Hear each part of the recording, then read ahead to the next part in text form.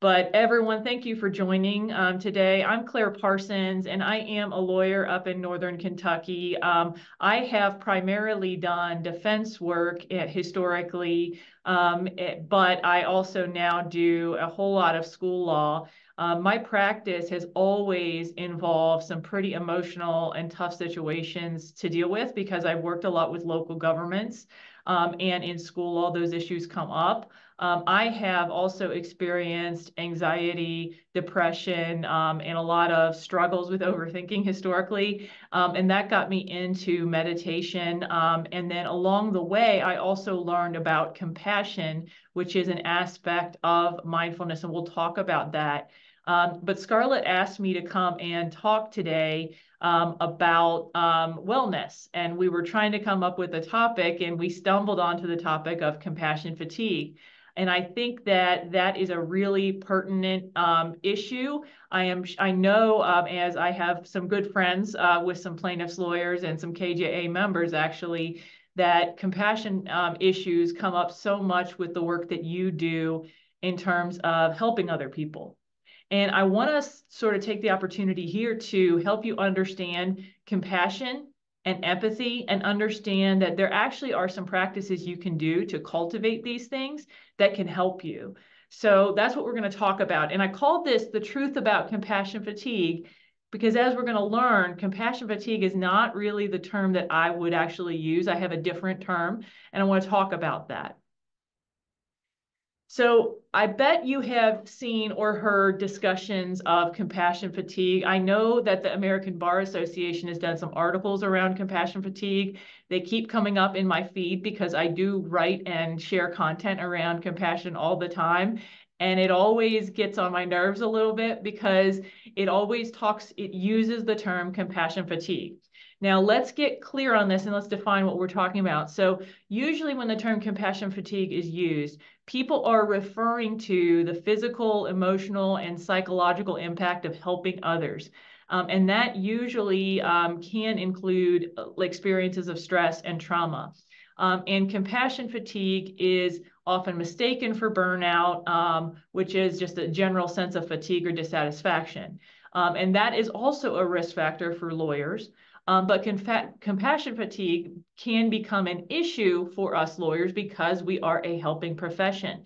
Some of the ways that you may have heard this discussed most recently is just for medical staff and the burdens that they had to experience, especially during the COVID-19 pandemic.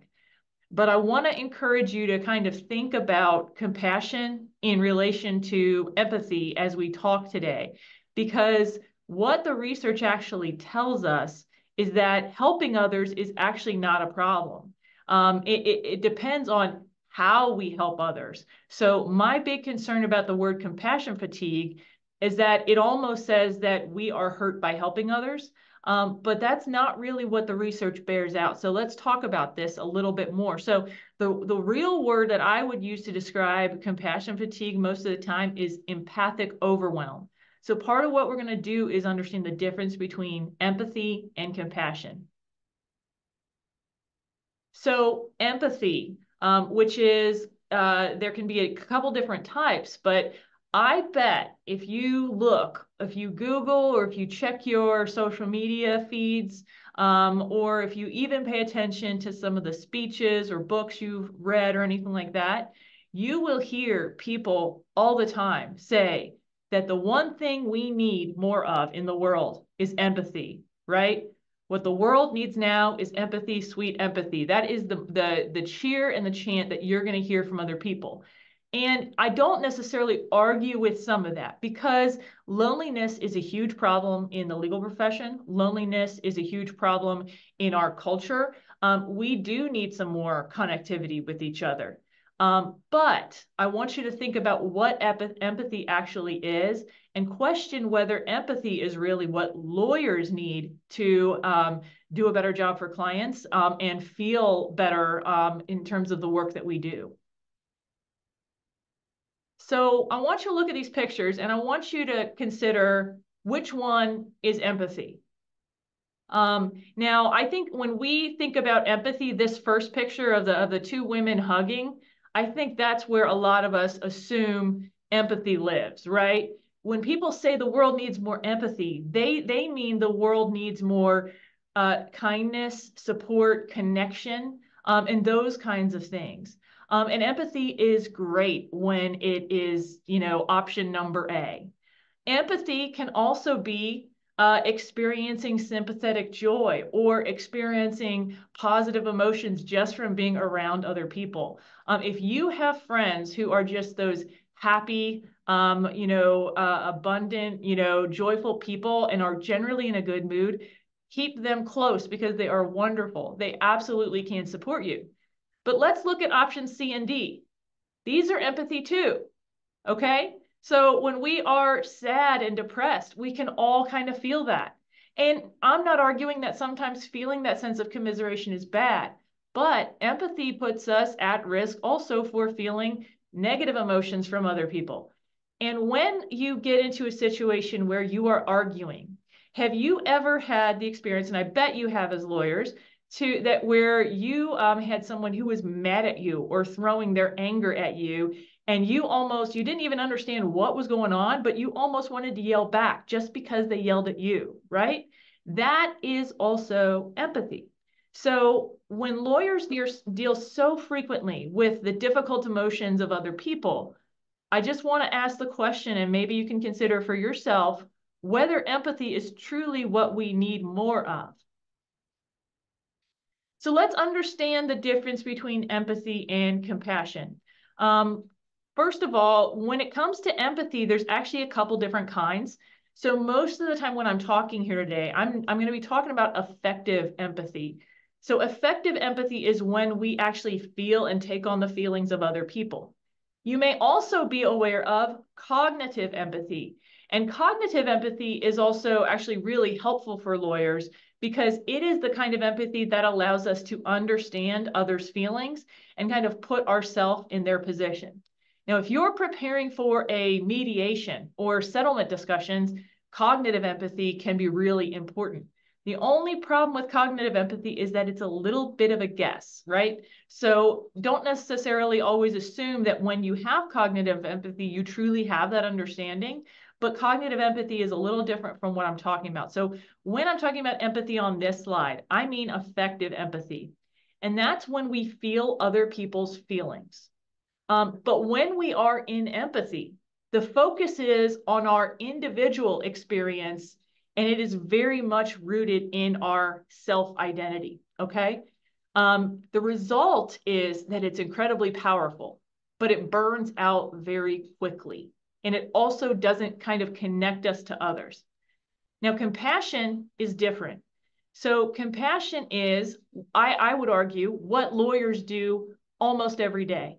Compassion is presence with suffering and the willingness to help. And we're going to talk more about this, so don't get worried if you get confused. But it is presence with suffering. It's not necessarily totally absorbing and taking the suffering on, but it's getting close enough to it to understand it, but that presence that allows you to still be able to help.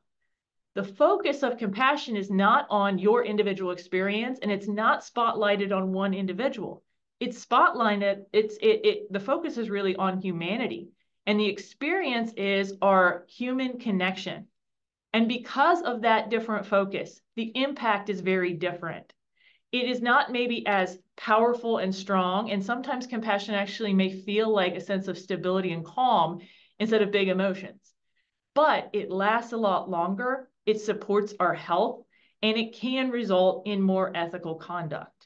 So we're going to talk about this a little more, but this is where I'm talking about the difference in the terminology, and this is kind of why I'm saying it's important to understand the difference.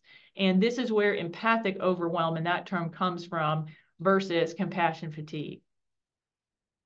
So let's talk about the elements of compassion. And this is actually kind of the slide on the right part of the slide here with the 6 circles. These are like the steps of compassion. Now, a lot of us may not necessarily be able to break this down and distill this, but if you are someone who meditates where you are in sort of the habit of slowing things down and observing without judgment, you can actually watch this play out. And in particular, you can watch it play out when it's not a real life or death kind of situation, where it's not a super stressful. If it's more of a moderate situation, it'll be a little easier for you to watch this happen. And one example of this one night, I was meditating as I often do at night, and there was a dog outside my house, and it was crying and it wanted to go inside. And I kind of started noticing my response to the dog crying and wanting to go inside. And you can hear the dog being sad. I knew the dog wasn't like really in danger, but the dog was just sad and wanted to go inside. And I'm a dog owner. And so I felt that awareness of the dog suffering. I felt feelings of connection and concern to the dog, because I knew how my dog gets when she gets left outside longer than she wants. I wanted to help the dog. Now, the issue is I couldn't get up and actually help the dog. I didn't actually know where the dog was in my neighborhood. But I did have that desire to, and then a belief that I could make a difference. I didn't necessarily think that it was my responsibility. I knew that the dog owner was eventually going to hear, but I started wishing at least that the dog would go in. And that's part of the practice of compassion cultivation that I'll talk about a little bit more. And then the end result was, in the midst of this response, I felt somewhat, a little bit upset, a little bit sad for the dog. But then after the experience happened, I noticed actually that I felt really good. I felt this nice sense of warmth. I felt very relaxed and steady. And I want you to know the dog did eventually get inside. His owner heard him and let him in. So all is well with the dog. But that was a real mild situation where I could actually watch these steps play out. And I've seen this happen in other areas in my life too, when I had the presence of mind to sort of notice this. But these are the steps that are actually have been tested and demonstrated in a research setting, where doctors in some cases maybe do an fMRI or strap people up to machines to be able to measure what happens to them bodily. But this is actually what happens. And just so you're aware, when we do have a compassion response, this satisfaction, warm glow sense of well-being, that happens because when we have a compassion response, the hormones oxytocin, dopamine, and serotonin are released. And so if you're not familiar with what those hormones do, you might be, because many plaintiffs' lawyers know a lot of medical information, but oxytocin is that love hormone that binds and connects us together. Dopamine is the reward, when we get a reward, and we all know dopamine from looking at our phone and getting all that, but dopamine is the hormone that is released to say we got a reward and something good. And serotonin is the satisfaction hormone, where it makes us feel good. So compassion does this for us and empathy does not. Now, I want to kind of let you know that I'm not criticizing empathy, and I'm not saying it's bad, and I'm not saying we don't need it, because empathy is sort of in these first couple of steps here. Empathy is actually might be the part of a compassion response where we kind of have the harder feelings, but it can be good if it brings us in enough. But the issue is, do we get stuck there? And if we get stuck there, that's where it's not that it's bad or we did something wrong. It just is a little harder for us. So if we can learn some ways to stabilize empathy and modulate it, then we can, stick with compassion and be in a little bit better position. All right, now I haven't got any questions from anyone, but I want you to know I'm happy to answer questions or talk through. And if you have short stories or insights or something to share, feel free to unmute or leave something in the chat, because your interaction is most helpful in this kind of stuff. So some ways that you can actually train compassion, they actually exist. So there are some pretty well-known courses on compassion cultivation, where you can actually learn to focus on bringing these skills up. So, and I want to be clear about what I mean by that. So mindfulness and compassion, those are both innate faculties of the human mind and body that we all have, unless there is some kind of a injury or emotional kind of trauma that may impede it in a significant way. So most of us have this. And I think if you're a pretty good lawyer, you use it all the time. But it's not that what you normally have isn't enough. But I kind of make the analogy with these things that our normal mindfulness and compassion that we have just by getting through school and working out in the world is sort of like a peanut butter and jelly sandwich. You know, I'm a cook. I love to cook. I can walk in the kitchen and make a peanut butter and jelly sandwich and never think about it. It's almost like something that I think most of us are born with because it's so simple. And PB&J is a great meal. I'm never going to criticize it. But if you train up your cooking skills a little bit, you can learn to make some more advanced, varied, and exciting kind of dishes. You can learn to make coq au vin. You can learn to make, beef bourguignon. You can do all these kinds of fancy dishes if you train up your skills. And I think the same is true when it comes to mindfulness and compassion. You can learn to train up some of these skills. And the issue isn't really that you're changing yourself. It's more that you're sort of building these muscles so that when things happen in life, they're there for you. And the reality is, as all of us know, that things do happen in life and that there's nothing we can do to eliminate risk and eliminate stress, but we can learn some practices to manage it better. So these are kind of the elements of compassion that you could focus on. And what I've done in this presentation is really focus on sort of the shorter practices you can do. So one aspect is mindfulness. And that helps us build stability and awareness as well as equanimity. So we don't necessarily get pulled too far into empathy too fast. The next thing that I think is important to talk about is zones of tolerance, or windows of tolerance might be a word that you have heard. And this is really important, I think, for lawyers because it is so easy for us to forget about ourselves. So this is more about learning strategies to check in with how you are doing, so that you can be more available to others when needed. And then the last piece is understanding our connection. As I said before, empathy and compassion are very different in terms of their focus and experience. So the more we can understand our connections to others, as opposed to what separates us from them, and as opposed to dividing the worthy and the unworthy, it actually can help us a lot. So that is common humanity, that last piece. So let's get into it. Okay, so mindfulness, and this is a term you probably have heard a lot, and I'm glad that it is much more in the public discourse than it used to be, but I will be the first to admit that it is not always discussed in an accurate or helpful way. I think sometimes people talk about it as if it is a magic pill that we can all take. They also kind of talk sometimes about how it's simple and easy, and that's not, I think it's simple, but I don't think it's easy at all. And also I think people get it confused with meditation. Now, meditation is one of the ways, and I would argue probably one of the best ways to cultivate mindfulness. And it is something that absolutely has helped me. But I will not tell you that it is the only way to cultivate mindfulness. And in fact, what research is starting to show us is that some micro mindfulness practices sprinkled throughout our day can be pretty effective.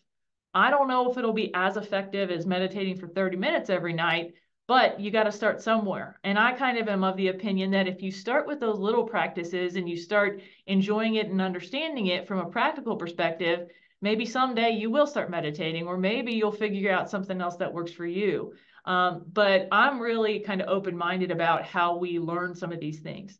So the pieces of mindfulness that I think are really critical in terms of helping to manage some of our stress and emotional experience that comes up in the service of others. One is non-judgment.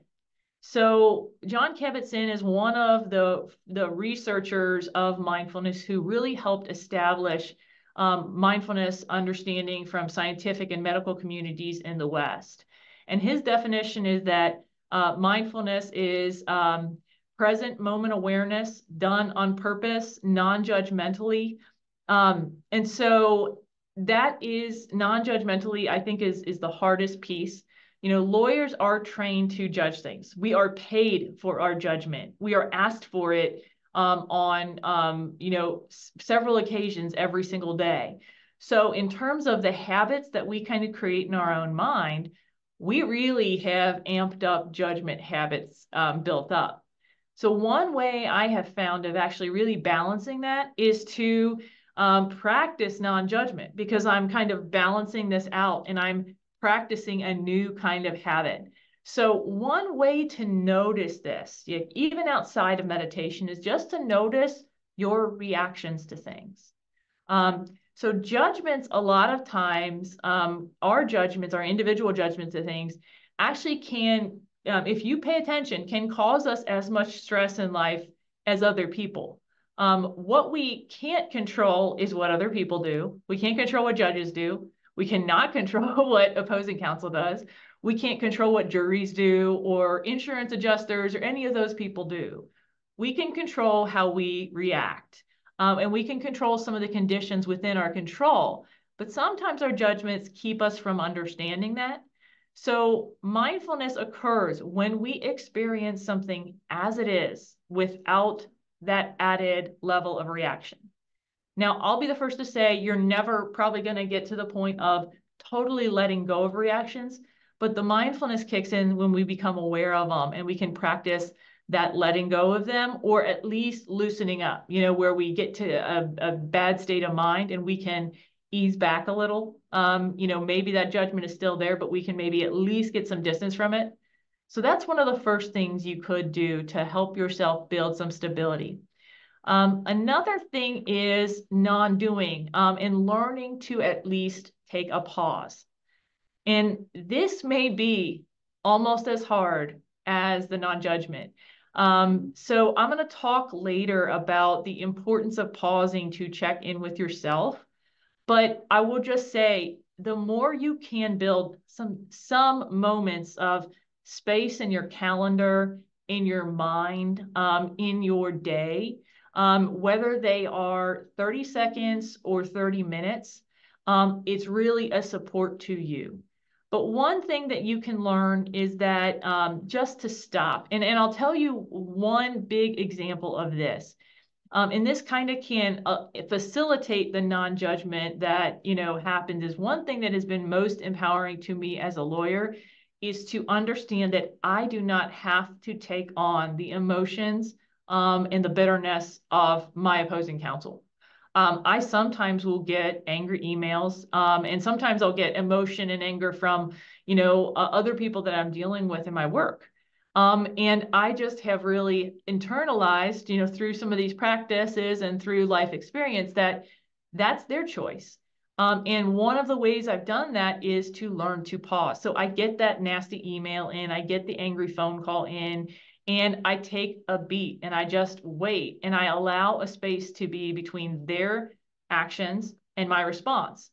And what that can do is it can allow me to notice their emotions, but not take them on, to notice my experience and, determine if I need to do something to help myself before I respond. But these little bits of time and space, they can make a real big difference. And so the last thing is that mindfulness is intentional. So one of the most important things I think you learn if you do ever choose to meditate, but you can see this otherwise, is that where your attention goes often dictates how your life is. Sometimes if you spend more time thinking about negative things, you may get, more depressed, and research bears that out.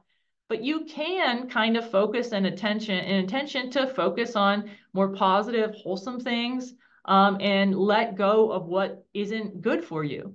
So that's one of the great things that meditation practice does teach you, is because when you're sitting and you selected a focal point and something else arises, you realize that you can choose to not follow it.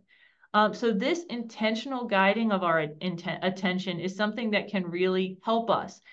And in the context of a compassion situation, some of this can be where you realize that the situation that you are dealing with, perhaps with a client, is overwhelming. It's challenging. It's difficult. And you can realize it is having an effect on you.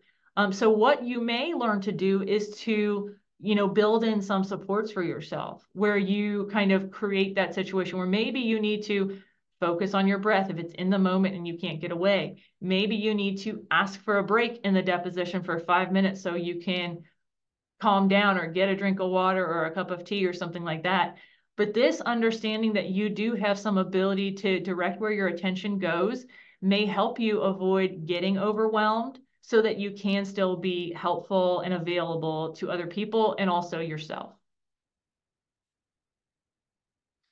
So a few practices, and I'm not going to do a big guided practice because I didn't think we had time and I wasn't sure the interest level for this. I do have some. I'm going to refer you to the blog at the end. So I do have a lot more practices available if you want to look into this.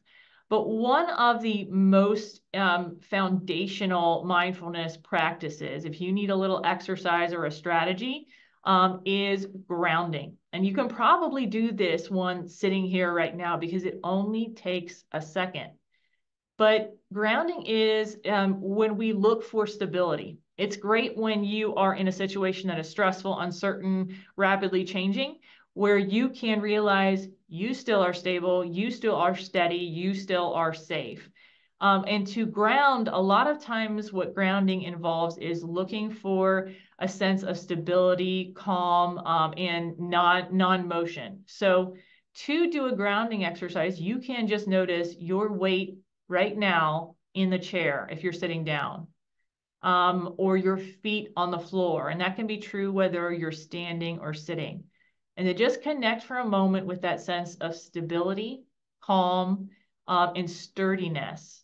You can also do this visually by connecting to something in your visual plane. Usually you want a large, heavy item that helps support that stability. And you can also do this with sound if that is appealing to you, but that is subject to the circumstances. So if you are in a quiet place, that might be good. If you're in a noisy, loud place, that might not be the best way to practice grounding. So those are a few things that you can do. And the way that I've kind of used this is if it's getting tense or, difficult in the situation, I may do that for just a moment to kind of gather myself. And then I can return back to the focus of whatever is going on in the situation. So another thing that is really helpful is breath focus. And that is a foundational mindfulness skill. Most of the time, if people ever are taught about meditation, breath focus is where people start. And one big reason is that our breath is the connection between our mind and our body. So if we want to tell ourselves to calm down, it helps to connect with our breath and learn to modulate that some, because it is the way our mind can direct our body to calm down. Because if we make our exhale longer, we're telling the body, you've got enough oxygen, you're safe, everything's cool, it's all right to calm down. We don't need to go into fight, flight, or freeze mode. That's not what's going on right now. So to focus on your breath, a lot of people don't necessarily know, but one thing you want to do is to just feel the sensations of it as much as you can. And I recommend this because if you think too much about the breath, it won't necessarily be as helpful, and it's very easy to just go off into lines of thought, especially when you are stressed out. So you want to feel the sensations of the breath. It's maybe best to pick a particular focal point, whether your nose, your throat, your chest, your belly.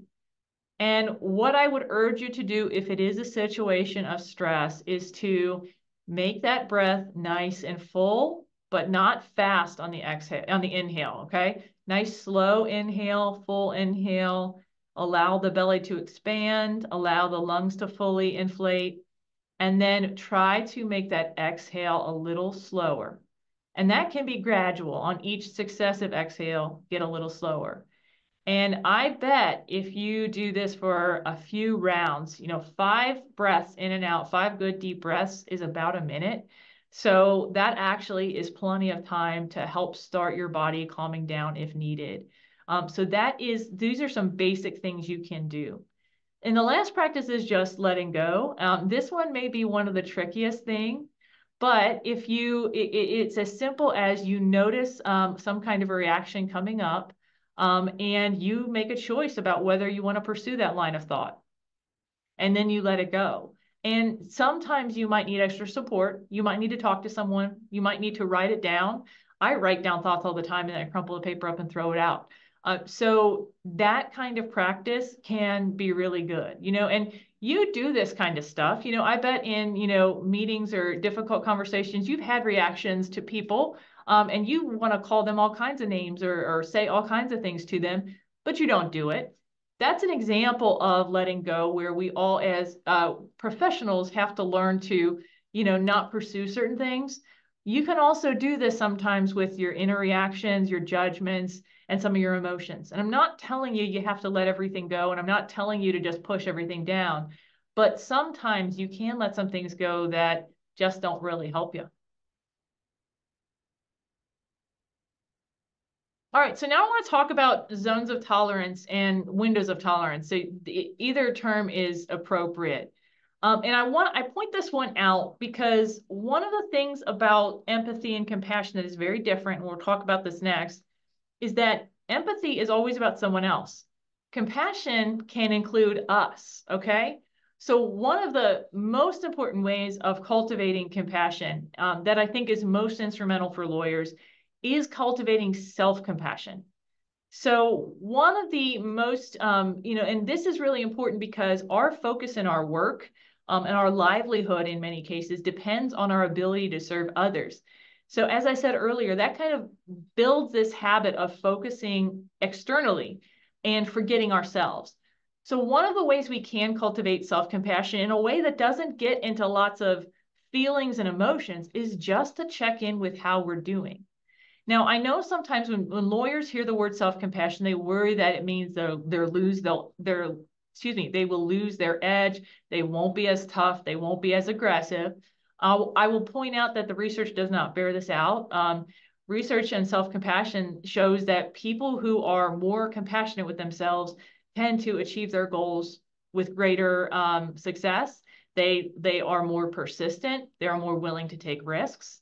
But what this slide is really talking about is the wise way to achieve goals, take risks, and pursue growth.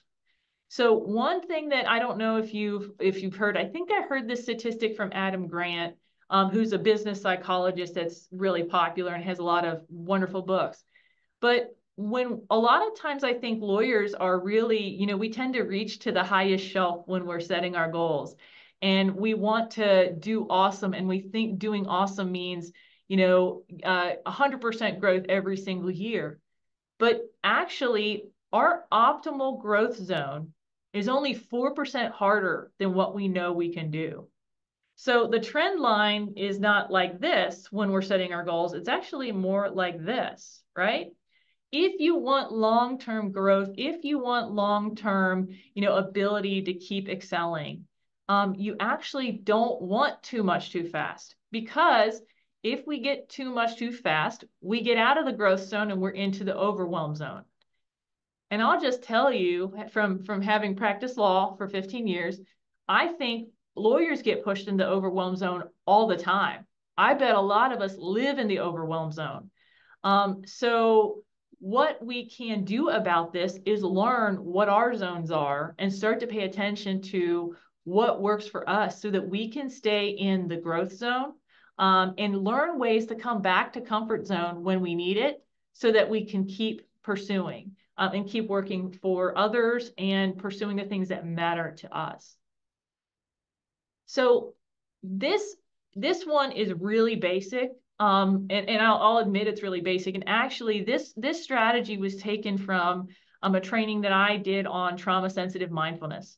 And so what does happen with a lot of individuals in trauma, and I bet many of you on the call may even have experienced this and been familiar with it, is that people who have experienced trauma often don't know how to make decisions for themselves.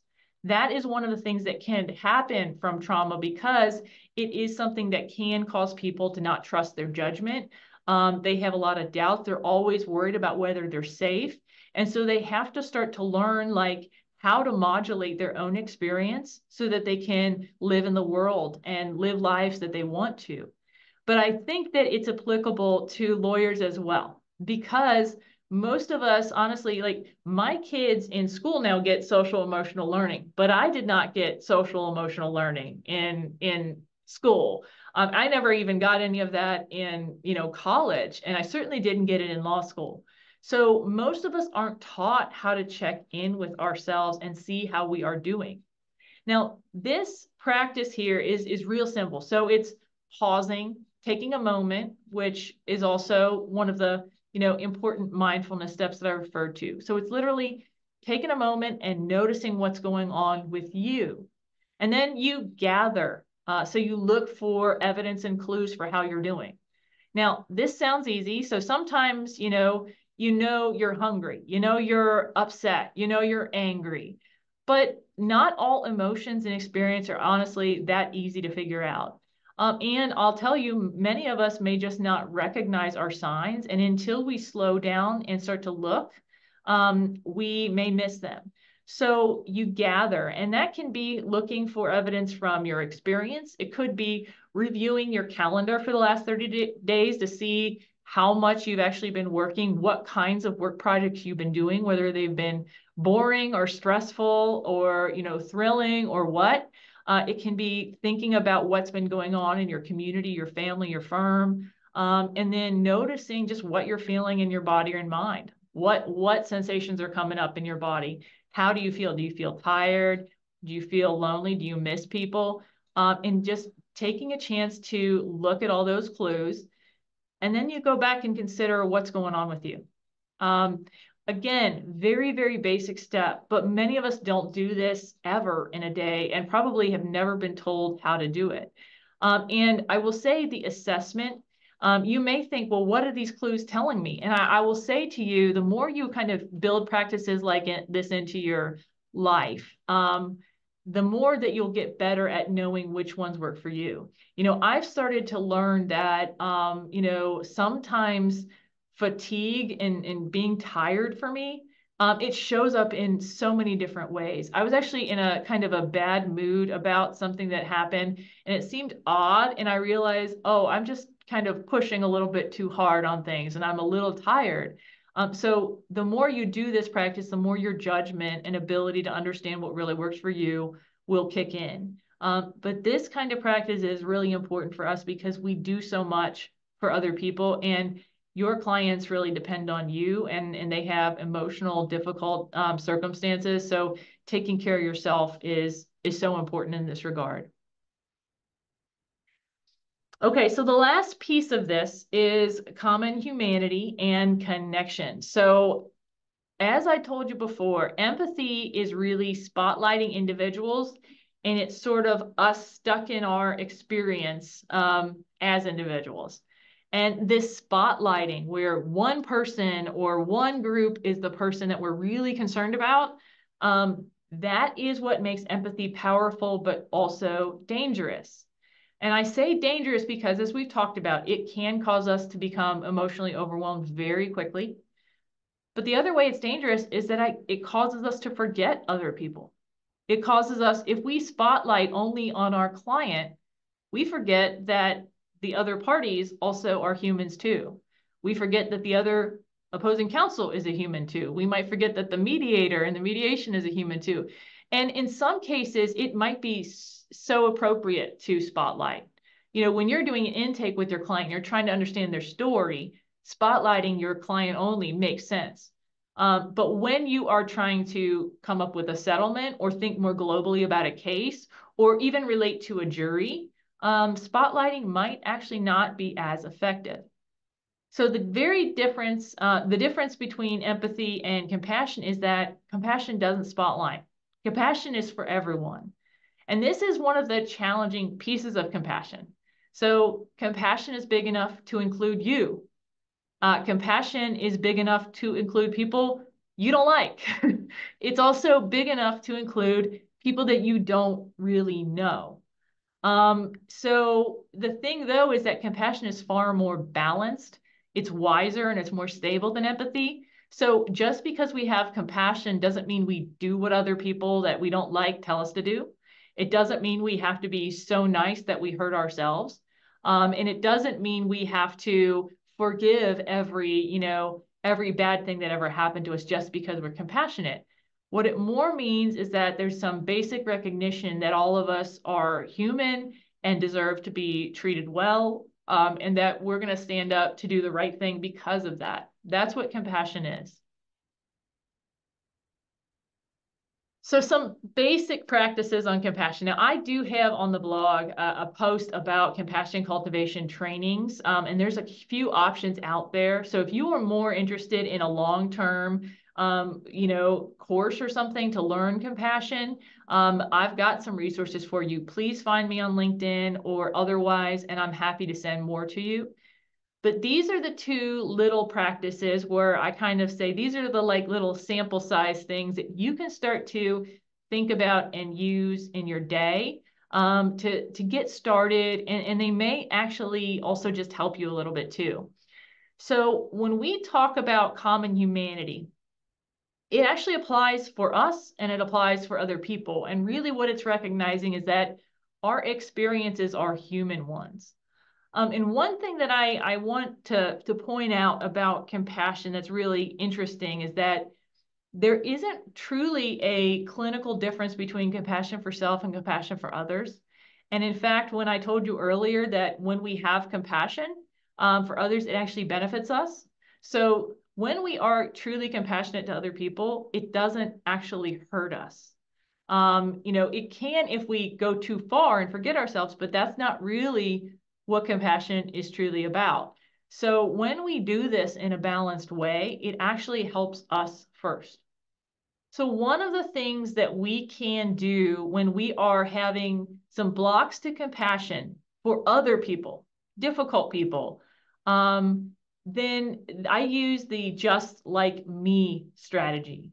And that is recognizing that this person who causes me grief and challenges and, not always nice thoughts, that they are actually a human being just like me. And sometimes you gotta zoom out on this, right? So sometimes, I've done this with opposing counsel, even that I have major disagreements with across almost all aspects of my life. Somebody I really have a hard time, seeing eye to eye with. But I can recognize that they're a human like I am. I can recognize that they get afraid. I can recognize that they've got pressures on them to succeed or, get a result for their client. I can recognize that, they have families just like me to support and to, have to consider. And I can recognize that they have very strong opinions about things, just like I do. So even when there's difficult people, we can recognize some of these commonalities. And I don't recommend doing this because to be a saint, right? I'm not recommending doing this because, you have an obligation to do it. What I'm recommending is that this practice actually can help you let go of some of the judgments so that you can focus more on the facts and not get so tied up in some of the anger and resentment that can build up. It's one that I would start with, not your most difficult person first, but it is something that can kind of help over time. If you're struggling with someone, is to recognize those commonalities, so that you don't allow that tension to boil over. And now I've talked about self-compassion too, and I think common humanity can be used also to help us, deal with self-compassion. Now, self-compassion is a really hard thing for lots of people to try to cultivate. It's a very different habit than most of us, grew up using, and that many lawyers learned about in our professional, work. Ethical rule number one is that we put the client's interest first. So we aren't really trained to focus on ourselves. But, I also think that our minds kind of are extra hard on ourselves in ways that we wouldn't be on other people. That our minds go well beyond the standards and the ethical rules in terms of requiring us to be perfect. And at a certain point, it becomes non-productive. So the test that I use for employing common humanity to remember myself and not to be so harsh is the best friend test. How would you react if your best friend had the same situation? What would you say to them? What would your tone of voice be? How would your presence be if you were listening to your best friend tell you about exactly the same thing that you had done? And I guarantee it's going to be different than the way that most of us customarily deal with ourselves. So when you do this, it's just recognizing that you are a human and you deserve kindness, support, and help and grace because you make mistakes like everybody else does.